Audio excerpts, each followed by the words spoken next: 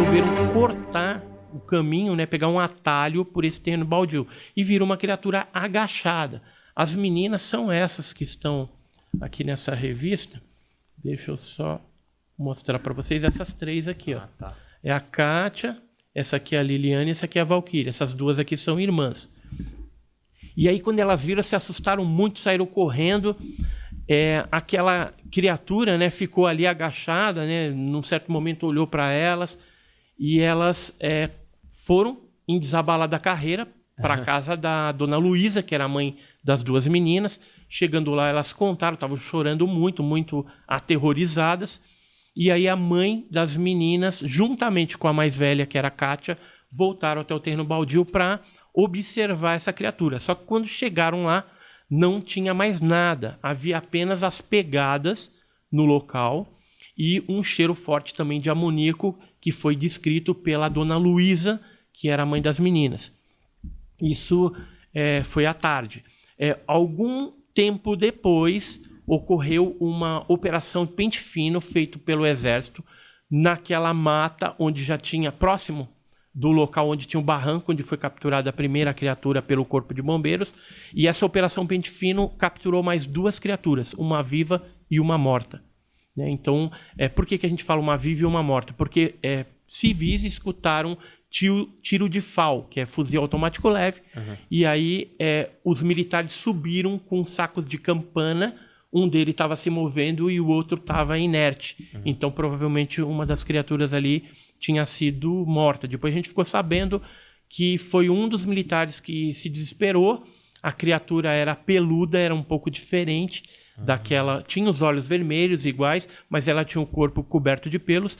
E aí a pessoa, né, o soldado, ficou com medo de ser atacado e aí mandou bala na criatura. E essa morreu. E aí foram pegas mais essas duas. Como estava aquela bagunça toda, criaturas soltas por ali e tal, o Exército já sabendo, a Polícia Militar também comunicada, a Defesa Civil ali, mas a população ainda não sabia. Então, a população, a gente depois localizou, inclusive, outras testemunhas que viram a criatura. Viram outras criaturas também. Então, posteriormente, a gente ficou sabendo de outros avistamentos também na região. Então, tem pessoas que quase atropelaram, criatura que passou de um lado para o outro de uma estrada que dá para Três Corações, né? De Varginha para Três Corações. Inclusive, à noite, tem uma que chegou a iluminar essa criatura e ver alguns detalhes, ver o olho vermelho também. Mas o que aconteceu naquela tarde, já quase de noite? O que aconteceu em Varginha? Logo depois que as meninas viram, caiu uma chuva de granizo lá. Era mais ou menos umas 5h30 da tarde. Fazia tempo que não caiu uma chuva tão forte em Varginha. E essa chuva de granizo depois parou. E aí, dois policiais militares, o Marco Eli Xerezi e mais o companheiro dele, numa viatura civil, estavam fazendo a patrulha ali no Jardim Andere. Já que tinham capturado algumas coisas ali, pode ser que haveria mais alguma coisa solta por ali, né? Alguma criatura dessa. Mas isso a mando do superior, tipo...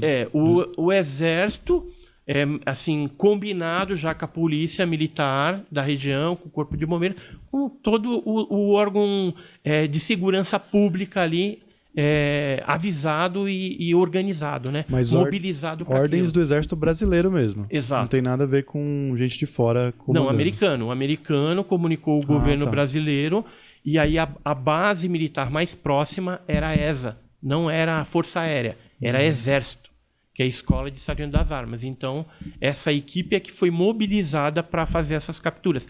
Hoje a gente sabe até que não foi só a ESA envolvida nas capturas. Tem bases do Exército de Belo Horizonte que equipes foram mobilizadas e também capturaram coisas lá. Tá? A gente tem depoimentos de pessoas que participaram disso também. E aí o que aconteceu? À noite, esse Marco Eli Xerezi da Polícia Militar, junto com o colega, eles fazendo a patrulha ali no bairro, viram uma criatura que atravessou a rua. Aí eles pararam o carro, o Marco Eli Xerezi desceu, correu e pegou uma dessas criaturas com a mão limpa. Colocou no banco traseiro e percebeu que a criatura não estava bem. Parecia que ela... Imagina, essas criaturas soltas ainda tomaram um monte de gelo na cabeça, né? Porque foi uma chuva de granizo, então devia estar bem assustada mesmo com tudo que estava acontecendo. E aí eles levaram inicialmente para o pronto-socorro de Varginha. Aí o médico plantonista, isso já era de noite, não quis atender, falou, a gente não tem equipamento preparado para um ser extraterrestre. Foi até essas palavras que ele utilizou, né, o médico lá de plantão. Então o que eles fizeram? Pegaram a criatura novamente, colocaram no banco de trás e foram para o hospital regional, que fica numa área bem central de Varginha. E lá eles isolaram uma área para cuidar dessa criatura. Aí tem toda uma história de pessoas que viram, que perceberam todo esse esquema que aconteceu lá, mas a criatura não ficou lá, porque como estava aquela movimentação de carro de polícia, exército, mineiro fica desconfiado. Já é desconfiado por natureza, né? E aí eles, o que está acontecendo aí, né? Alguma coisa está acontecendo. Tem várias pessoas antigas daquela época que comprovam isso. Teve um programa, por exemplo, do Goulart de Andrade, em que ele entrevistou várias pessoas que viram essas movimentações.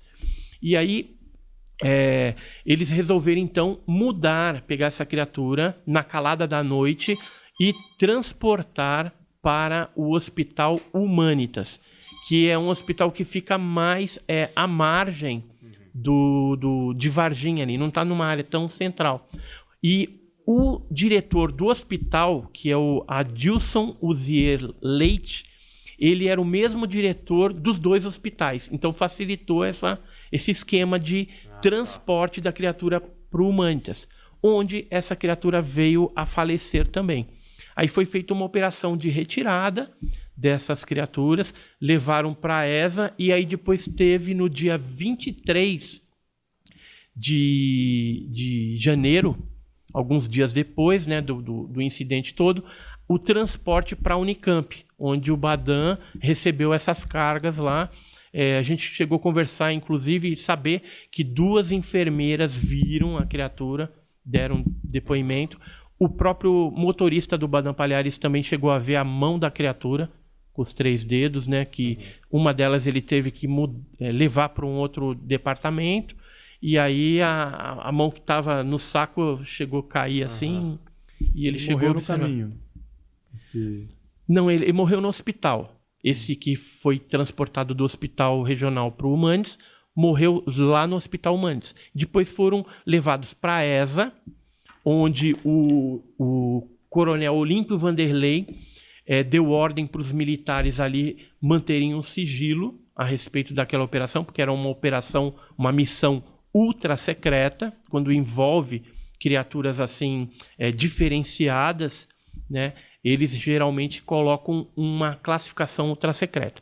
E daí eles pegaram essa criatura, levaram lá para a Unicamp, né? E toda essa operação de transporte, ela foi coordenada pelo tenente-coronel Olímpio Vanderlei. Só que o tenente Tibério, ele foi na frente, fez todo o esquema lá com a Unicamp e com a Escola Preparatória de Cadetes, que era outro colégio de cursos do Exército lá em Campinas, para que quando ele chegasse com a carga lá, fossem trocados os motoristas para encaminhar isso para a Unicamp.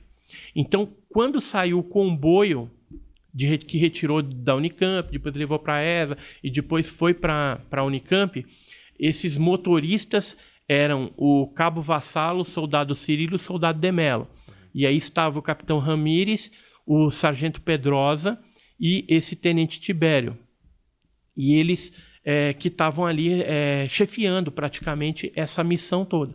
Quando entregaram isso lá na Escola Preparatória de Cadetes, aí ficou sob responsabilidade do Exército em Campinas, né? Eles chegaram de manhã, saíram bem cedinho, chegaram lá de manhã e à tarde, depois do almoço, eles retornaram para Varginha.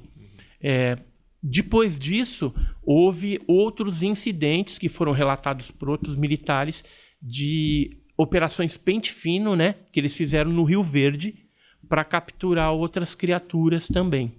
Inclusive, eu tenho aqui um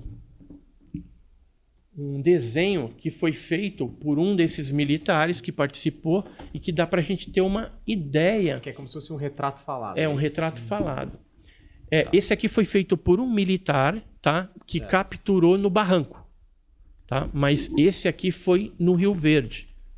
Esse aqui foi um outro desenho que foi feito por esse militar da criatura que foi capturada no Rio Verde em julho. Ou seja, durante vários meses as criaturas ainda estavam lá em Varginha.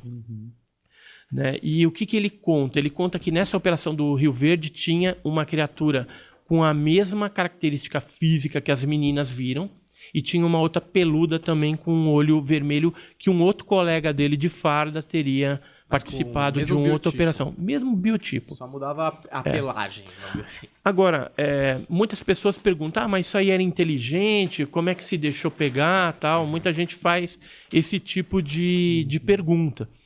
E a gente responde, a gente acha, né, que provavelmente essa criatura biológica que foi pega, ela não era o ET ali inteligente que pilotava a nave, esse tipo de coisa. Sim. Eram criaturas num nível inferior que cumpriam determinadas programações para um ser mais evoluído, vamos dizer assim. Tanto é que o Badam Palhares, ele chegou falar, né, com algumas pessoas. É lógico que ele não reconhece isso, mas ele chegou a falar com alguns estudantes, algumas pessoas mais chegadas, que a criatura não manifestou nenhum tipo de comunicação e que, inclusive, a alimentação era meio complicada. Ele tentou dar alface, iogurte, né? Tentou algumas coisas e foi bem complicado. O que a gente sabe é que os americanos, então, foram para a Unicamp, depois levaram essas criaturas no dia 25 de janeiro de 96 para o norte do nosso país, e de lá, da base de Alcântara, ela foi para os Estados Unidos, para a famigerada Área 51. Né? E aí o governo americano, em contrapartida de ter recebido a nave, de ter recebido as criaturas, começou aí a fazer alguns acordos, propiciando que o Marco César Pontes, né, que é o nosso ministro, né, e é o astronauta Marco César, fosse treinado em Houston, né, como se fosse uma troca de gentileza. Nós recebemos esse material e agora a gente abre para vocês colocarem o primeiro brasileiro no espaço aí.